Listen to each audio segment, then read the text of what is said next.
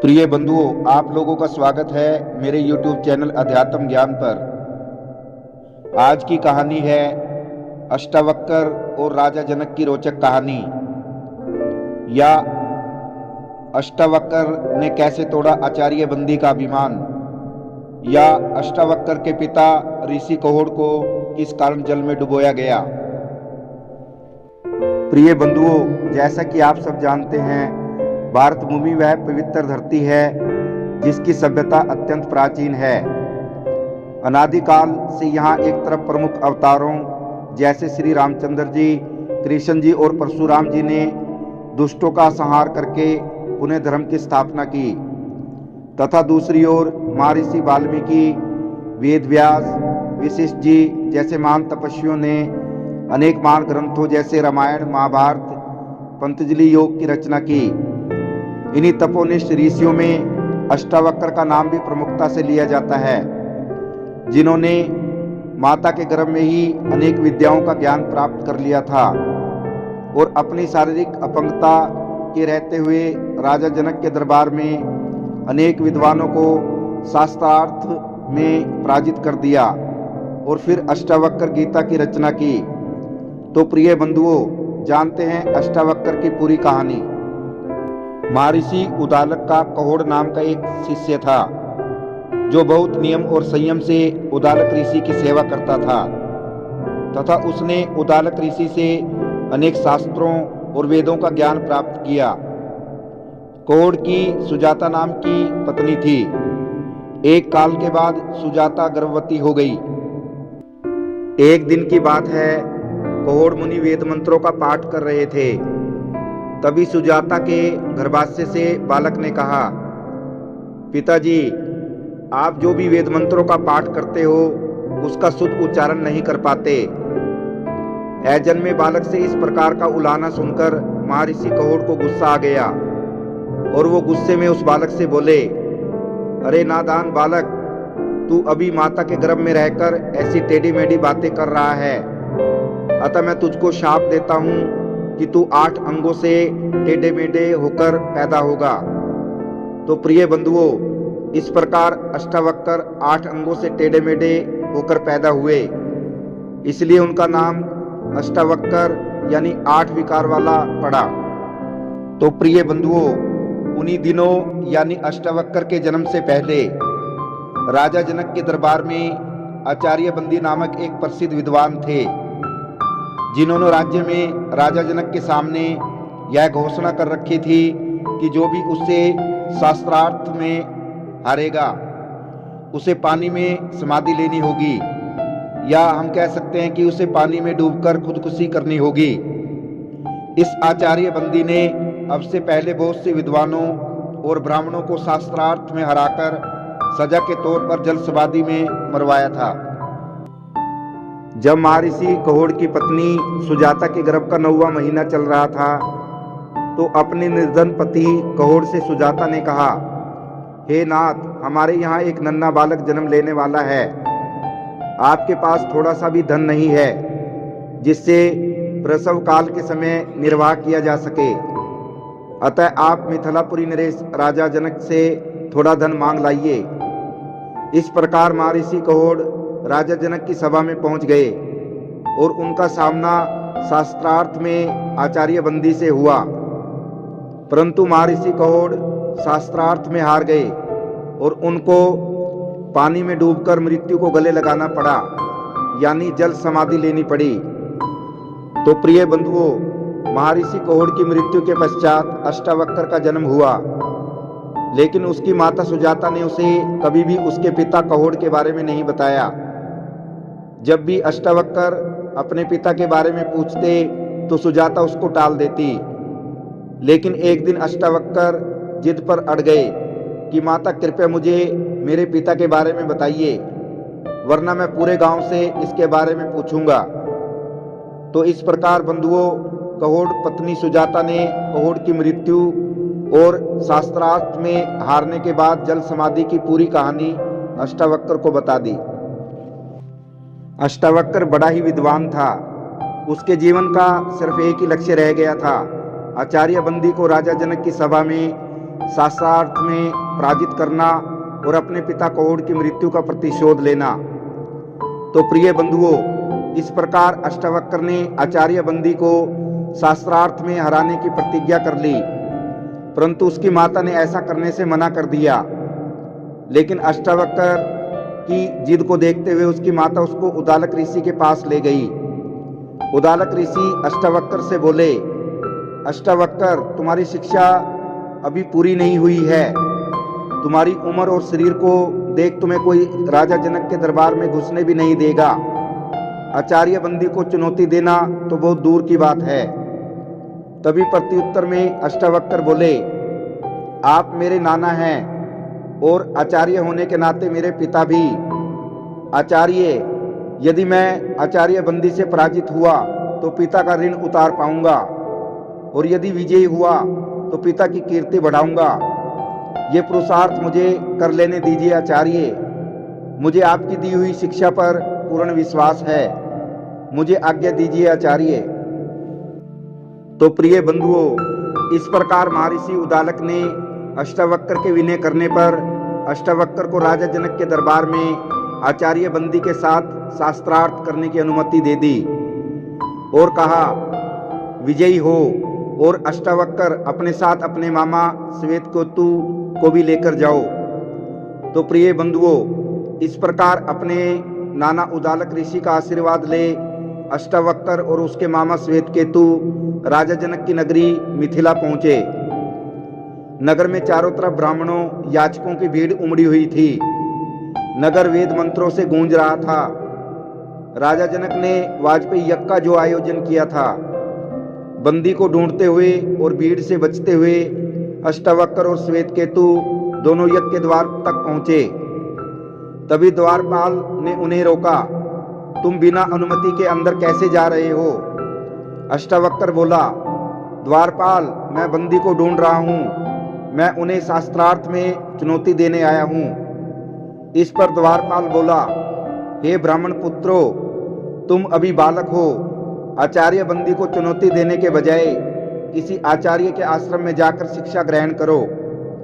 तो प्रिय बंधुओं, इस प्रकार अष्टावक्र द्वारपाल से बोला, आग की एक छोटी सी चिंगारी भी किसी जंगल को जलाकर राख कर सकती है। बाल पकने से कोई ज्ञानी नहीं हो जाता और ना ही धन, आयु और कुलीन होने से कोई बड़ा। ज्ञान की साधना करने वाला ही विद्वान होता है।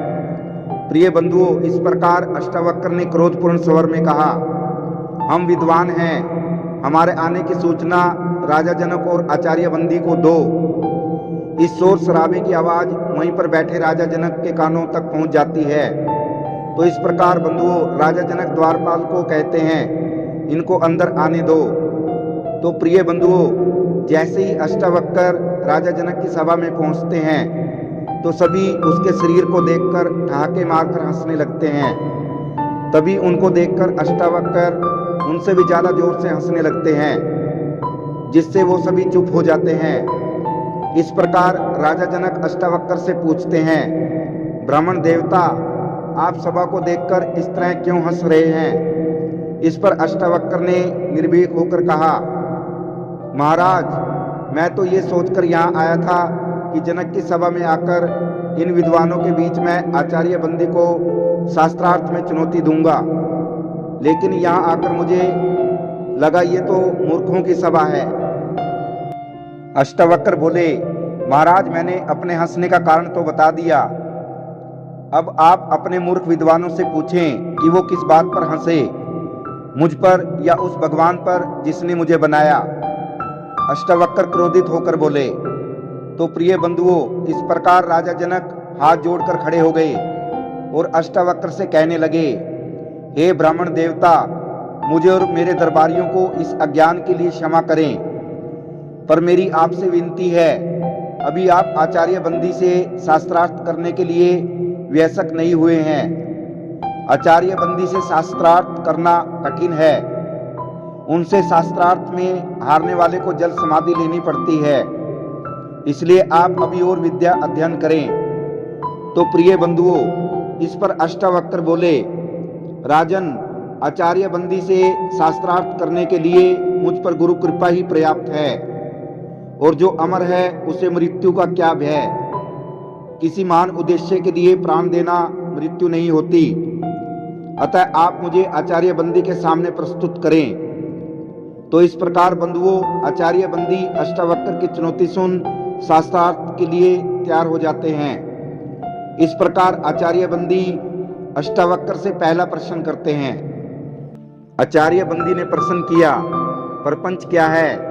अष्टावक्र ने उत्तर दिया, जो कुछ दिखाई देता है, जो कुछ भी, वह सब प्रपंच है। प्रिय बंधुओं, तभी पलटकर अष्टावक्र ने प्रश्न किया, जो दिखाई देता है उसका तात्पर्य क्या है? आचार्य बंदी ने उत्तर दिया, जो दृष्टिगोचर है, जो मन और इंद्रियों का विषय है, जिसे मैं स्वयं जानता हूँ, वही दृश्य है। तभी बंदी ने प्रश्न किया, जो दृष्टा है उसे कौन जानता है? स्वयं को कौन देखता है? अष्टावक्र ने उत्तर दिया, उस आत्म को देखने के लिए किसी की सहायता की जरूरत नहीं पड़ती। जैसे सूर्य के प्रकाश के लिए दिए की जरूरत नहीं पड़ती, वह स्वयं प्रकाशमान है। तो प्रिय बंधुओं, आचार्य बंदी ने फिर प्रश्न किया, वह कौन है जिसने संसार और इस सृष्टि की रचना की? अष्टावक्र ने उत्तर दिया, वह ब्रह्म है, वह ईश्वर है, परमात्मा है। वही अपनी माया से इस संसार को रचता है। वही इस संसार का रचनाकार, पालक और संहारक है। अष्टावक्र ने प्रश्न किया, ब्रह्म या परमात्मा इस संसार की रचना, पालन और संहार कैसे करता है? आचार्य बंदी ने उत्तर दिया, जिस प्रकार मकड़ी अपने जाल की रचना करती है, उसी में विचरण करती है और अंत में उसी को निगल जाती है, इसी प्रकार ईश्वर संसार की रचना, पालन और संहार करता है। आचार्य बंदी ने प्रश्न किया, जीव क्या है? अष्टावक्र ने उत्तर दिया, जीव आत्मा है, वह निर्विकार स्वयं है, परंतु अविद्या के प्रभाव में आकर वह स्वयं को मन और शरीर समझ बैठता है। इस प्रकार वह संसार का अनुभव करता है। अष्टावक्र ने प्रश्न किया, अविद्या क्या है? आचार्य बंदी ने उत्तर दिया, अनात्मा को आत्मा समझना, निर्विकार को विकार युक्त समझना और इस संसार को ही सच समझना अविद्या है। तो प्रिय बंधुओं, अब आचार्य बंदी ने प्रश्न किया, विद्या क्या है? अष्टावक्र ने उत्तर दिया, आत्म का ज्ञान विद्या है। वह जो हमें सारे दुखों, पीड़ाओं, बंधनों, अज्ञान, प्रतियोगिताओं तथा द्वैत के भाव से मुक्ति दिलाए, वही विद्या है। जो हमें अलगाव के विचार से और जो हमें तुम और मैं के भाव से मुक्ति दिलाए, वही विद्या है। विद्या दृष्टि देती है, जिससे मनुष्य अपने ब्रह्म रूप को पहचान सके। अष्टावक्र ने प्रश्न किया, ब्रह्म या परमात्मा को कैसे जाना जा सकता है? आचार्य बंदी ने उत्तर दिया, ध्यान पूर्वक सुनने, अनुभव पर विचार करने और निष्कर्षों पर मनन करने तथा समाधि में जाकर ब्रह्म या ईश्वर को जाना जा सकता है। तभी आचार्य बंदी ने प्रश्न किया, ब्रह्म ज्ञानी के लक्षण क्या हैं? अष्टावक्र ने उत्तर दिया, यदि कोई दावा करता है कि उसने ब्रह्म को जान लिया है, तो वो ब्रह्म को नहीं जानता। ब्रह्म को जानने के साथ ही ब्रह्म को जानने का अहंकार मिट जाता है। तो प्रिय बंधुओं, शास्त्रार्थ का अंत होता दिखाई नहीं दे रहा था। दोनों एक दूसरे पर भारी पड़ रहे थे कि अचानक आचार्य बंदी निरुत्तर हो गए। इस प्रकार बंधुओं, अष्टावक्र ने कहा, आचार्य उत्तर दें, आचार्य उत्तर दें। जब आचार्य बंदी कोई उत्तर नहीं दे पाए, तो राजा जनक और प्रजा ने अष्टावक्र को विजयी घोषित कर दिया। तभी आचार्य बंदी ने कहा, मैं अपनी पराजय स्वीकार करता हूँ, मैं जल समाधि लेने के लिए तैयार हूँ। इस पर अष्टावक्र बोले, आचार्य बंदी, मैं आपको जल समाधि देने नहीं आया हूँ। हे राजन और प्रजा, आप सबको याद होगा कि आचार्य बंदी के अभिमान के कारण न जाने कितने बेगुनाहों को जल समाधि लेनी पड़ी। तब अष्टावक्र बोले, आचार्य बंदी, याद करें आचार्य कहोड़ को। मैं उसी आचार्य कहोड़ का पुत्र हूँ। आज मैं विजयी हूँ, आप पराजित। मैं चाहूं तो आपको जल समाधि दे सकता हूं, परंतु मैं ऐसा नहीं करूंगा। आचार्य बंदी, क्षमा ही मेरा प्रतिशोध है। मैं आपको क्षमा करता हूं आचार्य बंदी। प्रिय बंधुओं, तब आचार्य बंदी रोते हुए बोले, प्राण लेने से भी बड़ा दंड तुमने मुझे दिया है बाल ज्ञानी। मुझसे पाप हुआ है मुझसे। तभी अष्टावक्र बोले, पश्चाताप से बड़ी कोई आग नहीं। हर दिन इस पश्चाताप की आग में जलना आपका प्रायश्चित होगा आचार्य, शास्त्र को शस्त्र ना बनाओ। तब अष्टावक्र राजा जनक और प्रजा को संबोधित करते हुए कहते हैं, महाराज, शास्त्र जीवन का विकास करते हैं और शस्त्र जीवन का विनाश। जितना ही पुराना है हिमालय, जितनी पुरानी है गंगा, उतना ही पुराना है ये सत्य। अहिंसा से कभी भी किसी ने किसी को नहीं जीता।